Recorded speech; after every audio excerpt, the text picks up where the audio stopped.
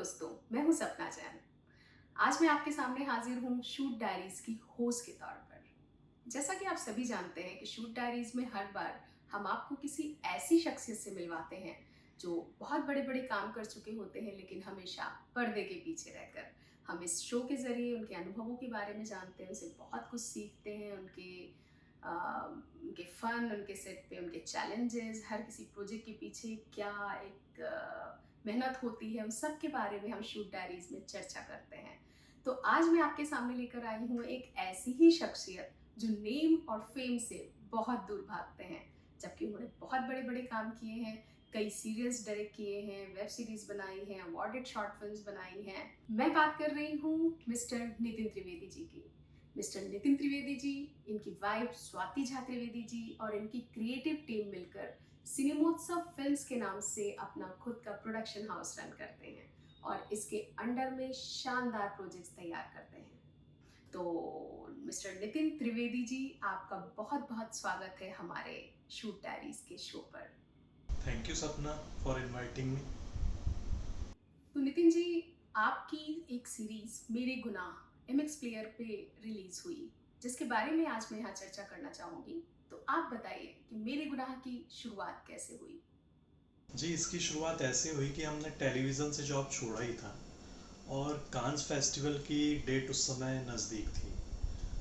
तो हमने सोचा कि क्यों ना फेस्टिवल के लिए एक सब्जेक्ट किया जाए। तो 4-5 दिनों में स्क्रिप्ट रेडी हो गई। फिर एक्टर्स को अप्रोच किया गया, उन्हें भी स्क्रिप्ट बहुत पसंद आई। फिर मेरी टीम स्वाति, सुशांत, अमित, अविरल, सहज, इन सब के साथ मिलके, इन सब के सपोर्ट से हम 6 लोग ही थे। इसमें कोई ऐसी बड़ी टीम नहीं थी। हम सबके सपोर्ट से हम शूट करने मध्य प्रदेश चले गए। किसी भी बड़े काम की शुरुआत एक सोच से होती है, बस ज़रूरत होती है उसे इम्प्लीमेंट करने की। और आपने सोचा कि आपको फ़िल्म बनानी है और आपने उसे तुरंत अपनी टीम के साथ इम्प्लीमेंट कर दिया।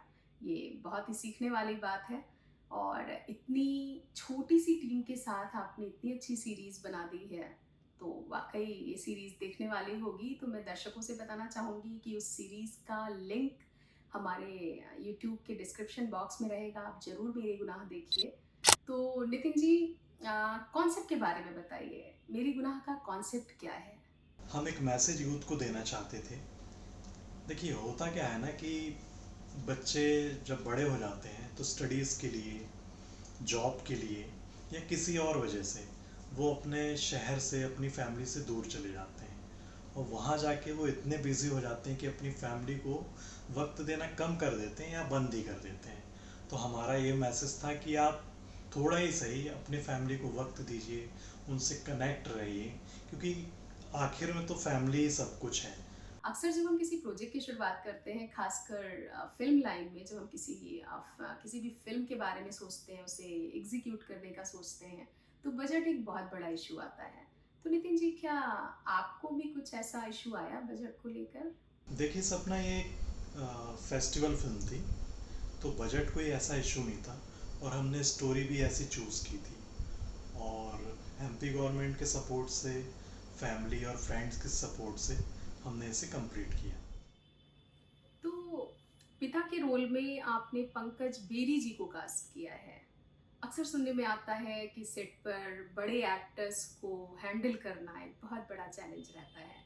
तो क्या आपके साथ भी कोई ऐसा चैलेंज रहा?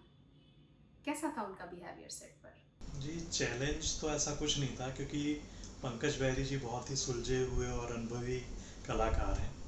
तो उन्होंने इस स्टोरी को सिर्फ करने के लिए नहीं किया, उन्होंने हमें समझा, स्टोरी को समझा और एक बहुत अच्छा उनने माहौल बना के रखा शूट में।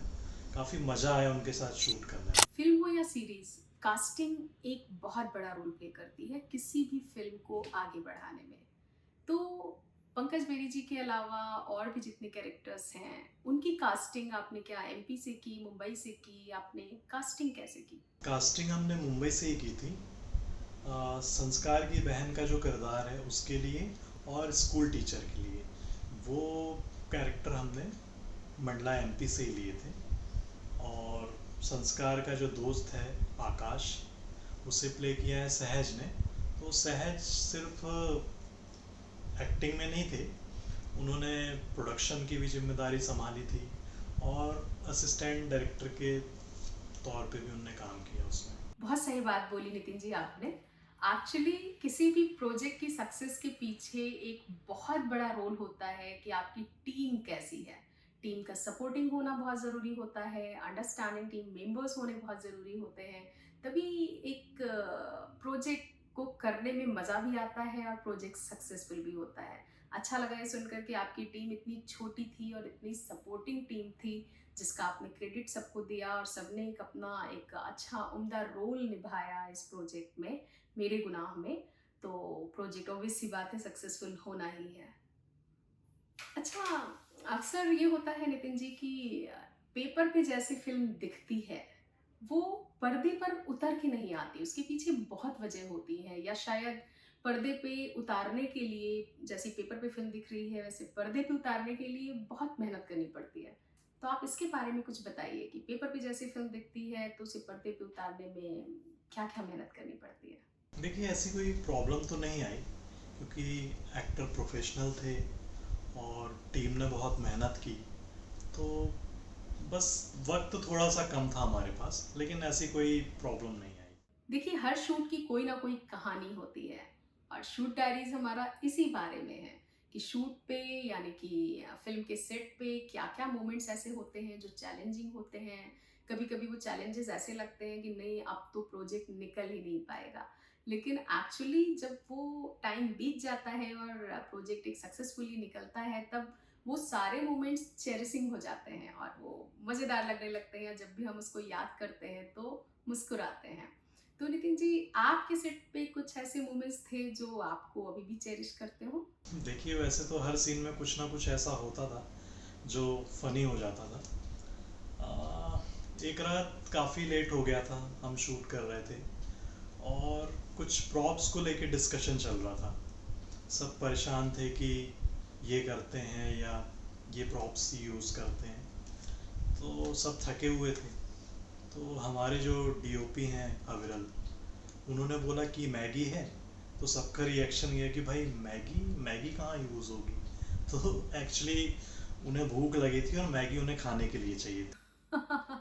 बेचारे डीओपी साहब इतने भूखे थे कि भूख के मारे उन्हें प्रॉप्स में मैगी नजर आ रही है। अच्छा नितिन जी, आपने इसे एमपी में शूट किया है, तो इसका पोस्ट प्रोडक्शन कहाँ से करवाया आपने? पोस्ट प्रोडक्शन हमने मुंबई में ही किया, लेकिन इसमें हमें थोड़ी दिक्कत आई। हमने शूट के टाइम पे पायलट साउंड यूज़ किया था, लेकिन उसमें काफ़ी एम्बियंस था। तो कांस में तो हमने फिल्म भेज दी, लेकिन उतनी फिनिशिंग नहीं थी। लेकिन फिर उसके बाद हमने टुकड़ों टुकड़ों में इस पे काफ़ी वर्क किया, हमने इसे रीडअप किया और फाइनली रिज़ल्ट अच्छा निकल के आया। जैसा आपने बताया कि मेरे गुनाह फिल्म का जो पर्पस था, यानी आप जो मेरे गुनाह फिल्म आपने जब ये बनाई थी तो आपने इसको फिल्म फेस्टिवल में भेजने के लिए बनाई थी, लेकिन बाद में आपने इसे MX प्लेयर पे रिलीज़ किया, सीरीज़ के तौर पे रिलीज़ किया। तो आप जर्नी बताइए ना, मेरे गुनाह की जर्नी क्या है? मेरे गुनाह का सिलेक्शन कुछ फेस्टिवल्स में हुआ था, वहाँ पे स्क्रीनिंग भी हुई थी।